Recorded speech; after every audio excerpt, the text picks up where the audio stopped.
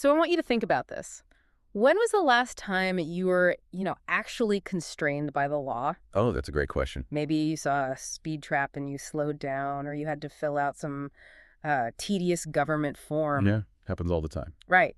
And in those moments, when someone says, hey, you can't do that, it's against the law, we are faced with this really profound philosophical question. And the question is because it's the law, a good enough reason, a good enough moral reason to obey? Exactly. I mean, that's the conflict, isn't it? It's at the heart of every single organized society. It really is.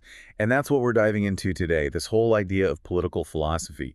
Do we have a moral duty to obey the law just because it exists? Or does that obligation only kick in when the law itself is, just and fair? What happens when order and conscience just completely collide? That's our mission for this deep dive. We're going to try and quickly but really thoroughly explore the different ways thinkers have tried to get to grips with this idea of political obligation. That implied duty. Yeah, that sense that we're supposed to follow the rules of the state. We need to really dissect the conditions where obedience is warranted. And I think this is the crucial part, when resistance or disobedience might actually be the moral thing to do. Well, the sources we've looked at for this are fascinating. The whole stack of classic philosophical arguments, spanning centuries, and a lot of really practical thought experiments. And they all seem to test that one central tension. They do. The tension between the need for social order on one hand and the demand of your individual conscience on the other. And I think we need to be really clear. We are focusing on the moral duty here. Right, not the legal part. No, the pragmatic duty, avoiding a fine, staying out of jail, that's easy. Everyone gets that. The moral calculus. Yeah. That's what makes a citizen mature. Okay, let's unpack this then. We are jumping right into what seems to be the fundamental contradiction that shapes this entire debate. Let's do it. So, if you ask most people, just for their gut reaction, they'll say, of course we should obey the law. It seems obvious. It's the starting point for almost everyone. And it makes sense.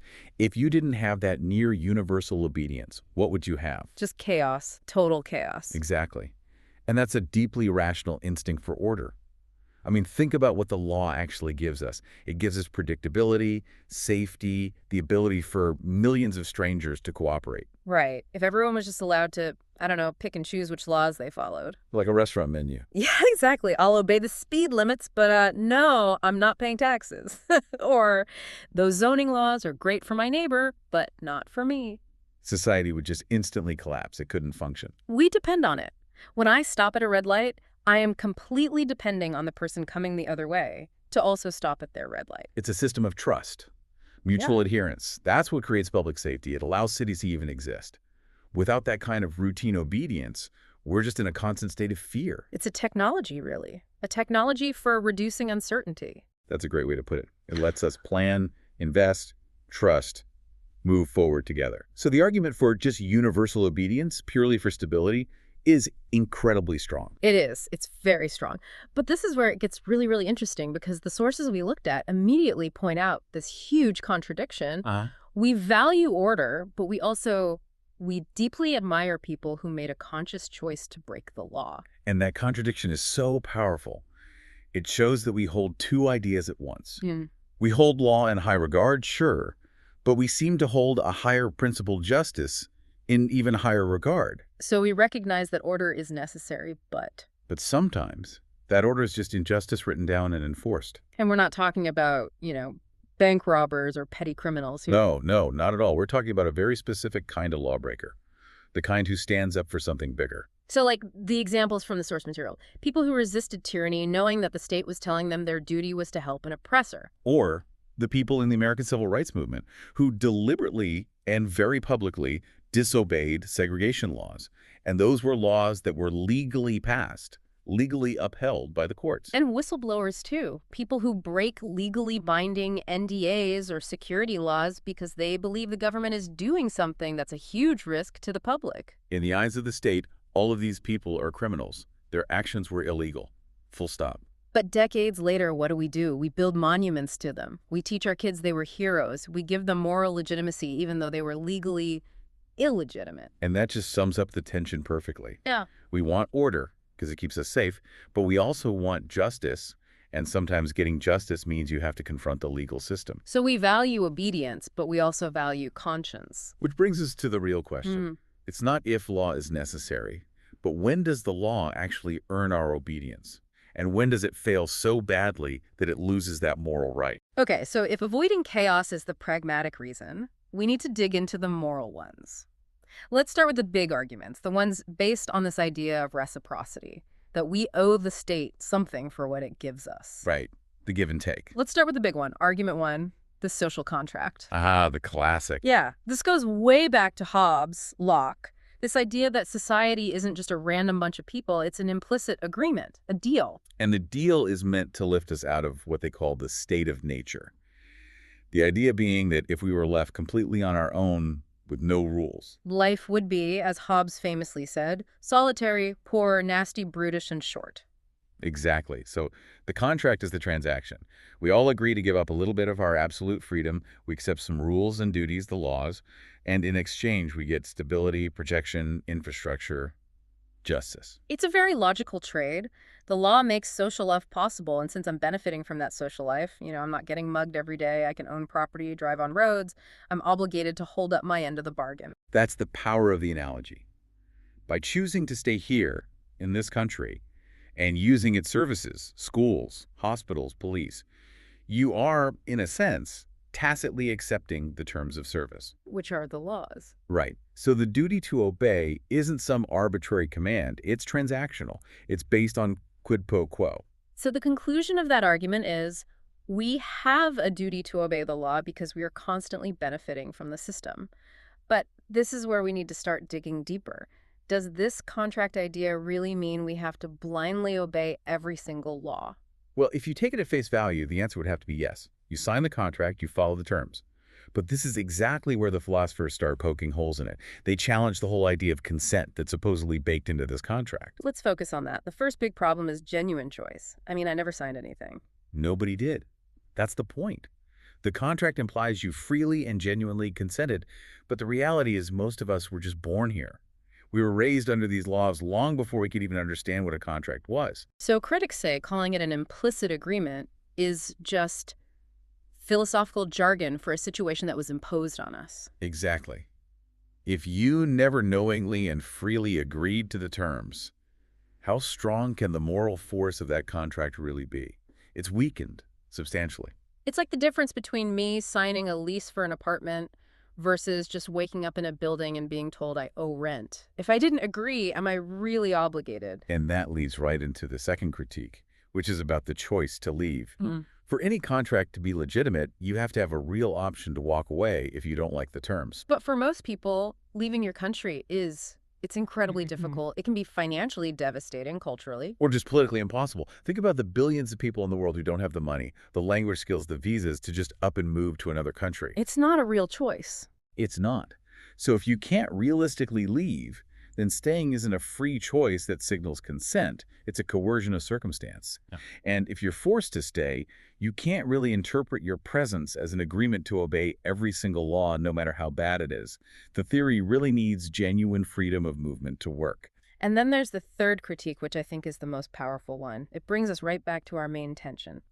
What if the system, even if it provides roads and police, is fundamentally unjust? Right. What if the system is oppressive? If it systematically denies rights to a certain group or the government itself is criminal in its actions? Do those minimal benefits, like using the roads, still create a total obligation to obey every single law it creates? Most philosophers would say no, right? Absolutely. They'd argue the moral force of the contract is tied to the system being reasonably just. If the state violates its side of the contract by being unjust, then the citizen's obligation is weakened, if not just totally gone. So the social contract is good for explaining why we need a system in the first place and why we owe something to that system. But it completely fails to justify obeying a specific law that's unjust, or a system that's structurally unfair. It gives us a reason for order, but not for blind submission. Exactly. Okay, so let's move to the second reciprocity argument. This one feels a bit more practical, more immediate, the fair play argument. Yes, this one shifts the focus from an abstract contract to the very concrete moral wrong of being a free rider. It taps into our sense of fairness. It really does, and that's why it's so powerful. The idea is simple. A good society requires sacrifice and cooperation.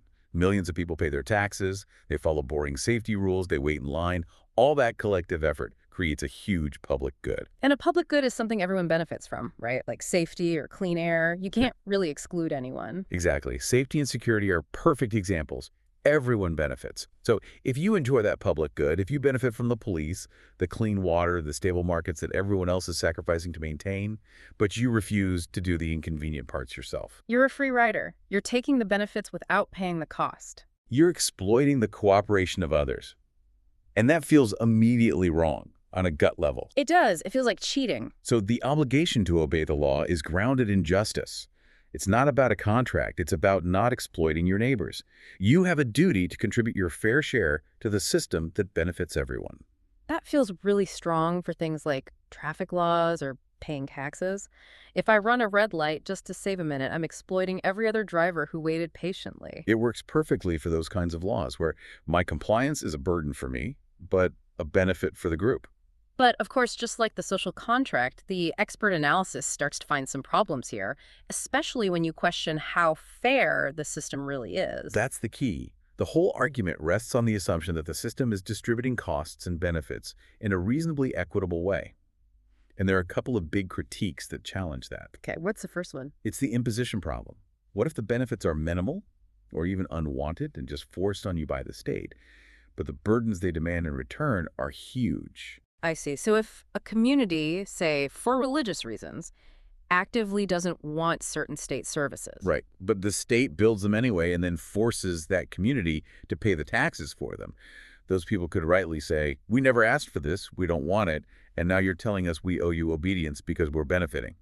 It's harder to say someone is exploiting the system if they barely use it or if they actively tried to opt out. Some thinkers argue that a real obligation only comes from a benefit that's been accepted, not just forced upon you. If the benefit is unavoidable, like general national security, but the burden placed on you is totally out of proportion, the moral weight of the fair play argument just gets a lot weaker. Which leads to the bigger, deeper problem. What if the system itself is structurally unfair? This is the reality check. What if the laws are written and enforced in a way that helps the wealthy and the powerful, but places huge burdens on marginalized groups? So things like biased policing or unequal school funding or tax loopholes for the rich? Exactly. If one community gets terrible schools and crumbling infrastructure, but pays the same tax rate as a wealthy community with perfect services, is it really fair to demand they play by the rules of that system? You're twisting the meaning of fairness at that point. You are. The fair play argument has to pass a test first. Is the game itself fair? If the distribution of benefits and burdens is all skewed, then the call for fair play from people getting the short end of the stick starts to sound pretty hollow. So just like the social contract, fair play is a strong reason for obedience, but only in a reasonably just society. When justice is gone, the obligation that comes from reciprocity just falls apart. So both of these arguments, contract and fair play, they give us a good reason for general obedience, but it's not unconditional. It's contingent on the state being largely fair. Which is a huge if. Okay, so that leads us to a different way of thinking about this, shifting away from what I get and more towards what is right. This brings us to the idea of a natural duty. This is a completely different angle. It argues that some duties are just universal. They're part of being a moral human being. They don't need a contract or a transaction to exist. But how does that apply to obeying the law? The core idea is that we have a natural moral duty to support just institutions. We should support systems that protect rights, promote fairness, and help people, simply because supporting justice is the right thing to do. So, if my country has laws that protect basic human rights and provide a peaceful way to solve disputes, I have a moral duty to help keep that system going. Exactly. It's like your duty not to harm other people. It just exists. And in this framework, obeying the law is just one of the necessary actions you take to support a reasonably just political order. Your obligation isn't really to the law itself. But to the moral goal of justice. Yes, you're supporting the abstract goal of justice and the stability needed to achieve it. This feels a lot more robust because it has conditionality baked right into it. It deals with the problem of injustice head on. It does. The duty is intensely conditional. We only have a duty to obey insofar as the legal system is reasonably just. And reasonably just would mean what? It has to uphold basic rights, have due process. And crucially, It must have real working channels for reform. You have to be able to change things peacefully. So if the institutions become gravely unjust, if they start trampling on the very rights they're supposed to protect, then the duty shifts completely. It doesn't disappear, it just changes its focus. If the state stops being just, it loses its moral claim on you. Your duty to justice then requires you to reform the system or oppose it or even resist it by breaking its unjust laws. So the duty to justice is always the primary one. Always.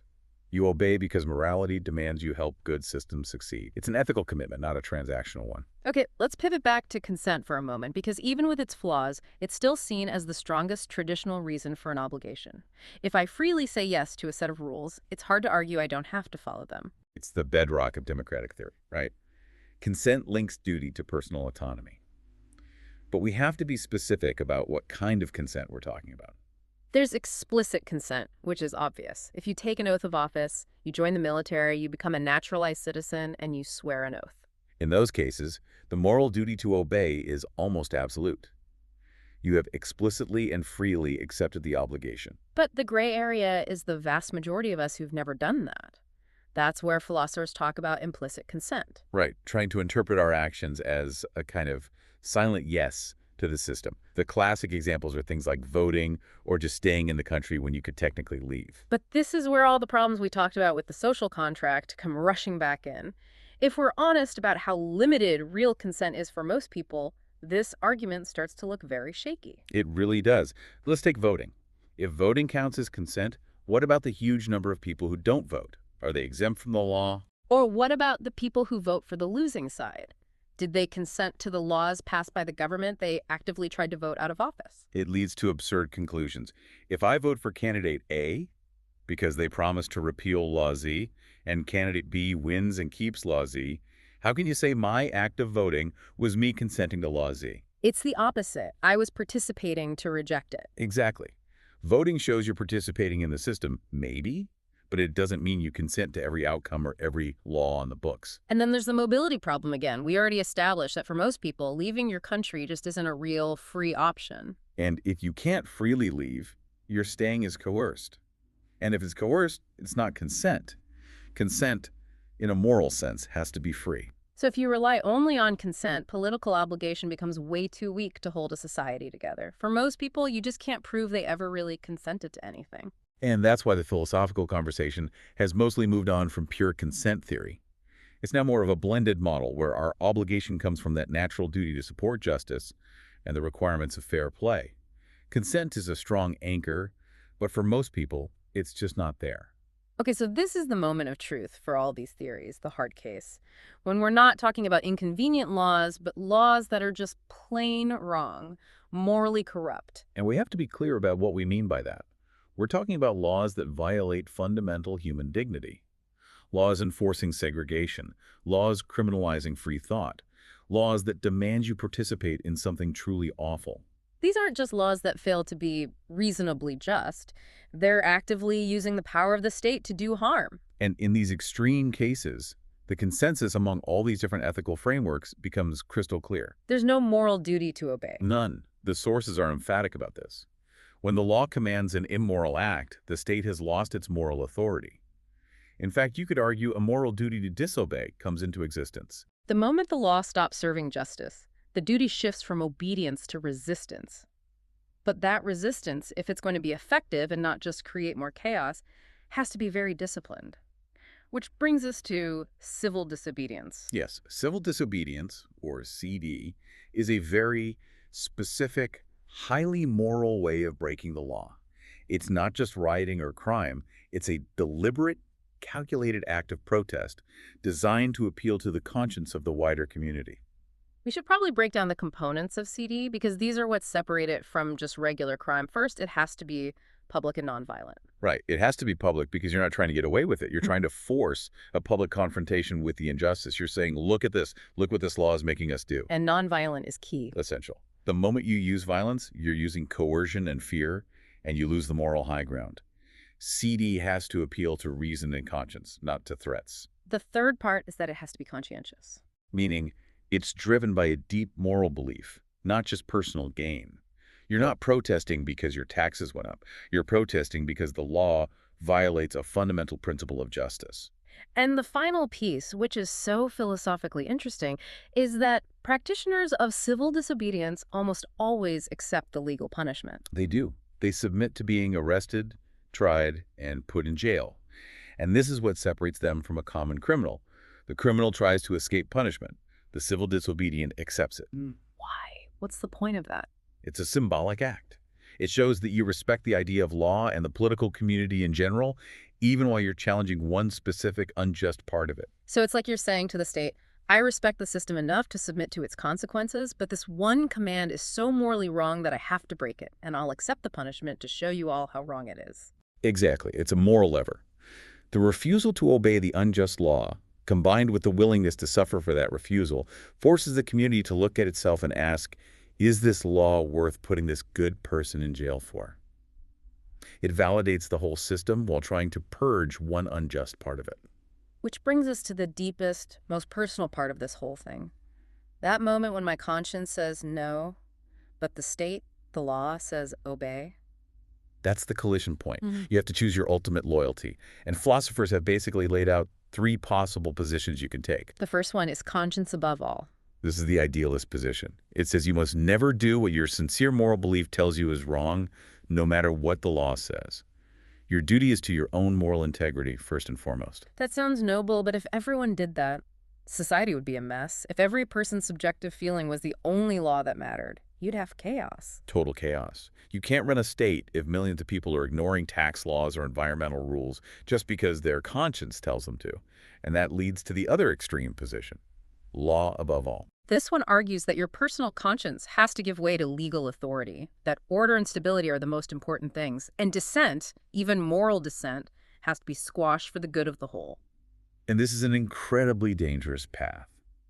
The classic excuse of people who participate in atrocities, I was just following orders, is born from this idea. If the law is supreme, no matter what it commands, you open the door to state-sponsored evil. You become a cog in a machine you can't question. So if both extremes are disastrous, we're left with the only realistic option, the middle view. The middle view tries to find a balance. It says you should generally obey the law because of all those good reasons of fairness and supporting justice. However, in cases of a serious, demonstrable conflict with a deep moral principle, you may have a duty to follow your conscience. But you have to do it responsibly, publicly, non-violently, and you have to be willing to accept the consequences and work to change the law. That immediately begs the question, though. How serious is serious? Who decides what counts as a big enough moral issue to break the law over? And that's the hard part. The sources all agree there's no easy formula. The burden of that judgment is on the individual. The rules of civil disobedience, the nonviolence, the publicity, accepting punishment, they act as filters. They help prove you're acting out of moral gravity, not just because you're annoyed. It's a heavy burden to take on. So we've established that the moral duty is conditional. It depends on the justice of the state. But before we wrap up, we have to talk about the simple, pragmatic utility of obedience. Most laws aren't about deep morality. They're just operational. That is such a crucial point. Even if we can't find some absolute moral duty to obey every law, obedience is still almost always the smart, sensible, and safe thing to do. Right. We have to obey the mundane laws just to avoid society grinding to a halt. Think about all the pragmatic reasons. The sources list avoiding chaos, reducing fear, building trust, and just not harming other people. These are the foundations of civilized life. Basic traffic laws, food safety rules, building codes. These aren't morally profound, but if everyone ignored them, life would be incredibly dangerous. It would be unpredictable and hostile. Even filling out a tedious tax form is part of what allows for the complex system that gives us clean water and working hospitals. So even if the philosophical duty is conditional, the pragmatic duty to support order, especially in a reasonably okay state, is pretty much constant.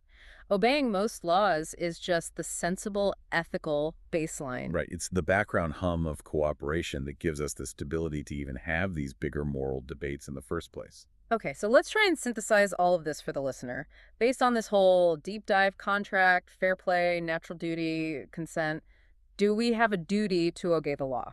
What's the final nuanced answer? The answer is yes, but it's a yes with conditions. We usually have very good reasons to obey the law. Because it creates order, safety, cooperation. And because we're benefiting from a system that relies on almost everyone obeying. That's the core of the social contract and fair play arguments. And that duty is strongest when the system is working well, when it's just, when it protects rights, and when there are real democratic ways to change the laws we don't like. In that kind of environment, obedience is a basic responsibility of being a member of the community. Hmm. However, and this is the key balance, there is no absolute duty to obey every single law. A law that is truly, grievously unjust. It loses its moral authority Yeah. completely. And in those specific, critical, and hopefully rare cases, your natural duty to justice takes over, and civil disobedience can become not just something you're allowed to do, but something you're morally required to do. And navigating that requires a huge amount of personal judgment. And humility. You have to listen to your conscience, but Yeah. also recognize you can be wrong.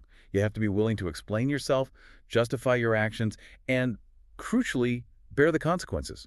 That willingness to sacrifice your own freedom for the sake of justice is what makes a hero, not a criminal. So we're at the end of our deep dive into political obligation, and I think the big lesson from all these sources is that respect for the law is essential. It's necessary for a safe society. But worship of the law. That's profoundly dangerous. That distinction is everything.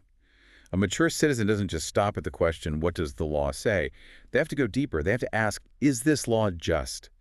Does obeying it right here, right now, actually serve human dignity, fairness, and the common good? So in the end, our deepest duty isn't really to the law itself as a set of rules, but to the higher values of justice and humanity that the law is supposed to represent. And the law deserves our obedience only insofar as it serves those higher values. And sometimes honoring those values means you have to have the courage to stand up and say no. It means accepting the risk that comes with putting your conscience above your own comfort, knowing that the search for real justice sometimes requires you to disturb an unjust peace. So, as a final thought for you, we encourage you to apply this test this week. Think about a law you obey, but that you find really annoying or burdensome, maybe a specific tax or some local regulation, and then apply the fairness test. Are you just complaining because it's inconvenient for you, or does that law genuinely fail the test of justice? Does it disproportionately burden some people without a good reason? The answer to that really determines the moral weight of your obligation.